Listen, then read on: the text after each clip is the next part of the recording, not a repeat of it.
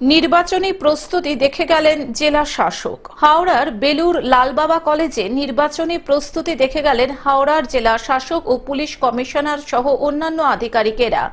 আগামী 20 মে হাওড়ায় লোকসভা নির্বাচনে ভোট দেবেন এখানকার 7টি বিধানসভা কেন্দ্রের প্রায় 15 লক্ষাধিক ভোটার।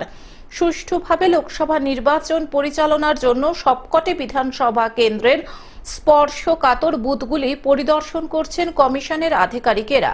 আজকে আমরা সিএপিএফ নিয়ে কিছু কিছু জায়গা জোগাছা থানা এলাকায় এরিয়া ডমিনেশন করেছি, আর যেখানে বড় বুথ সংখ্যা মানে নাম্বার অফ বুথ যেখানে বেশি আছে, ধরুন 11 বুথ প্রেমাইস, 8 বুথ প্রেমাইস, ওই সব জায়গা আমরা জয়েন্টলি ভিজিট করে দেখছি যাতে ভোটের দিন এখানে মানুষের কোনো সমস্যা না হয়, প্রপার নিরাপত্তা থাকে।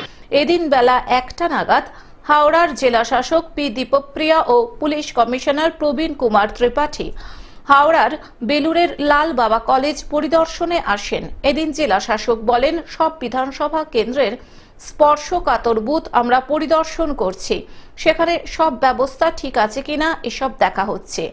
প্রবীণ কুমার ত্রিপাঠী বলেন, আমরা কেন্দ্রীয় বাহিনী বিভিন্ন এলাকায় ঘুরছি, অনেক বেশি বুথ আছে এমন ভোট কেন্দ্রগুলি ঘুরে দেখা হচ্ছে, সেখানে ভোটারদের সুযোগ সুবিধা ও ঠিকঠাক নিরাপত্তা ব্যবস্থা রয়েছে কিনা তা খতিয়ে দেখা হচ্ছে।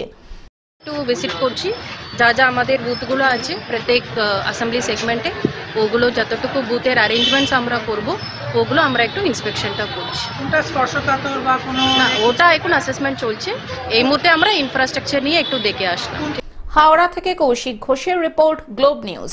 এখন থেকে গ্লোব টিভি দেখুন আপনার স্মার্টফোনেও।